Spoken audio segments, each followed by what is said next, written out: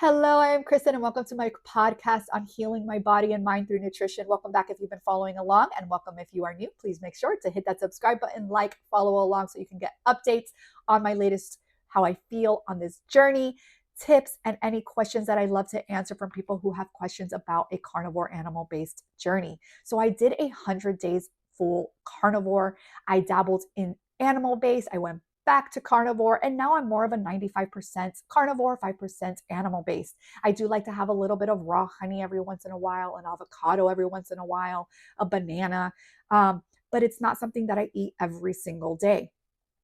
So today I wanted to talk more to you about the type of meats that we can eat on a carnivore diet. And what is my favorite? My favorite is the ribeye, the marbling, the fat. It's absolutely delicious. But I understand that not everybody can afford the ribeye, and that's okay. So my second favorite is churrasco, which is a skirt steak. And this meat is absolutely tender and delicious as well. I make it on the cast iron with butter or with tallow. I get a nice sear, medium rare is the way that I love my steak. That's the best way you can eat it. I don't care what anybody says. If you are a medium or a well-done person, I do not agree with you. I'm kidding. I don't agree with you. I do love a medium rare steak, but you do you, okay? We do not judge on this platform here on my channel. But those are my two go-to steaks. Now, a churrasco can also be a little bit on the pricier side. So it's okay. We have a budget-friendly list. The budget-friendly list is an 80-20 ground beef. You can get ground beef for pretty cheap, and you can make a couple different things. You can make just ground beef. You can make tacos with egg life wraps. You can make a kind of like a chili with like a cheese sauce. You can do hamburgers. You can do meatballs, right? You could be creative with your ground beef. Ground beef and eggs, that's a big one for a lot of people. And you can also do a chuck roast. A lot of times the chuck roast will be a lot cheaper than the other cuts of meat. In Aldi's, I found that it's already pre-packaged and cut up into pieces, which is absolutely awesome for me. And all I do is toss it in my Instapot. And with that, I also make my own homemade beef broth. So it's a win-win. And this meat goes a long way with myself and with the family. You can make it into tacos. You can just eat it as it is, or you can use your beef broth and eat it kind of like a soup. I love it. So these are some super easy red meat options that you can get.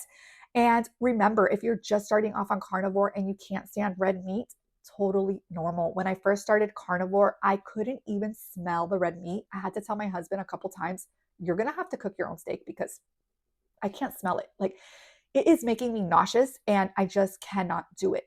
So what did I eat? I ate any other type of animal protein, whether it was seafood or chicken or pork. I later found out that I don't do too well with pork. I get kind of like an allergy, I guess you would call it. I get nauseous. I don't feel good. The only thing that I seem to do okay with is bacon. Thank goodness, because I love my bacon in the morning. And if I do eat chicken, I go more for the fattier pieces of chicken. So chicken thigh with the skin on, baked in the oven, is one of my favorites because I love to get the skin crispy. I sometimes do chicken legs and chicken wings for me and the kids, but it's very rare that I do that now. In the beginning, I ate it a little bit more often when I couldn't stand eating too much red meat. But as you start to transition, you slowly will find yourself craving and wanting more red meat. At least that's how I felt. And now pretty much my meal of the day is my eggs made different way with bacon.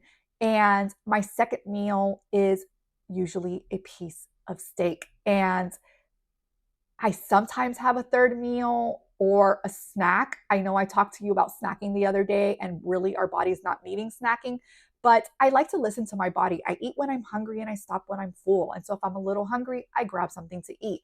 But that is pretty much my meals every single day. And I will change it up every once in a while. I like to have on Mondays, the only place that I order from is Outback because I don't get any reaction towards their food. And so I usually get the steak and the shrimp. I love that combination together. And sometimes I'll add a little cheese on the side of my dish. So you can find a variety of things to eat with your meals, and it doesn't have to be super expensive. But those are my favorite meats. Ribeye and churrasco are my go-to. I have not had a ribeye in a long time because it has been super pricey where I live, and I have not been able to find a great deal on getting a good ribeye. So usually for the most part, we eat churrasco, and sometimes I also make a prime rib. So the whole piece of prime rib meat in the oven, and that also comes out really, really good. So pick and choose what you want. And slowly you will see the transition of how you want to eat that red meat and how good you feel. And it's so crazy because for so long, a lot of times you would hear how red meat is bad for you if you eat too much red meat, and you really need to eat more chicken and you need to eat more fish and all these things. But honestly, I have never felt the best that I feel now than when I was eating a more balanced diet. My balanced diet was not really a full-blown sad diet. I wasn't really into eating a lot of desserts or processed foods like chips and things like that. I really had my protein, I had my vegetables, I had my fats.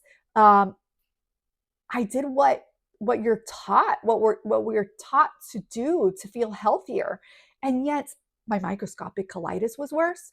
My depression was for 8 years that didn't go away. My anxiety was every single day, all day long. I had inflammation, I had brain fog, I had fatigue. I mean, my list was long. It was so long that my doctor told me that I was too young to be feeling this. She made that comment to me, which I agreed. I was too young to be feeling this, but the reality was I was feeling this. I was going through it. And so I needed a change. And the carnivore way of eating has given me that peace that there is a way out of feeling depressed. There is a way out of not feeling anxiety every day. There is a way out of not feeling like my body's falling apart at such a young age. I'm 41 now, almost 42. I know, I'm not shy to say my age. Um, and I feel amazing. I feel better than I did in my 30s, especially after having my first baby. And after each baby, it just got worse. So there is hope out there. And I'm not saying that you need to do the carnivore diet for the rest of your life, but I really believe that it's a true elimination diet in finding out what may be causing some of your health issues, seeing if it will help eliminate those health issues. I have heard so many testimonies from depression, anxiety, to diabetes, to MS, to getting off medication. So go do your research. I have a lot of references that I put in my description below. You can check those people out. They are doctors, they are people who are more credible in this type of conversation and field. And I am not a doctor nor a nutritionist, but this is my journey. And I wanted to come in here and share with you what worked for me, what it's done for me, and hopes that I give you a little bit of light at that end of the tunnel, that maybe this is what will work for you. And you won't know until you do it. Now, if you've been on the carnivore diet, then you know. And I would love to hear those explanations in the comment. What have you gone through? What has it done for you? Share with others. Don't be afraid to share that journey with others, because you can give hope to other people who may be going through the same thing that you're going through. Trust me, no one is ever alone in their journey, no matter how alone they feel. Because as alone as I felt when I was feeling depressed, I know that there are so many people who suffer from depression. I know that there are so many people who suffer from anxiety, and especially women who are going through postpartum. It is what they call normal. And yes, these are things that we go through, but I wouldn't call it normal. I would call it a phase in our life, a moment in time to figure out what can we do so that this isn't normal anymore, because it's not normal to feel this way. It's not normal to go through all this. We shouldn't have to feel like our world is falling apart after having a baby. And even if you're not a woman who's had a baby and you're still feeling like your world is falling apart, you also should not feel like your world is falling apart. You should be living your life, living a happy life, a healthy life.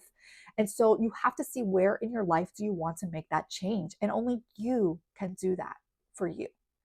I hope that this video has helped you. I know it went into a much deeper meaning. I come in here and I talk.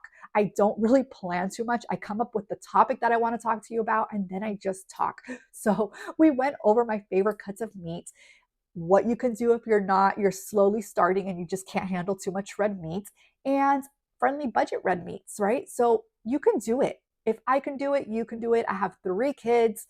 It's a family of 5. And if I can manage to do this, so can you. So I hope that this helped. If you like this video, please give it a like, and I will see you again tomorrow.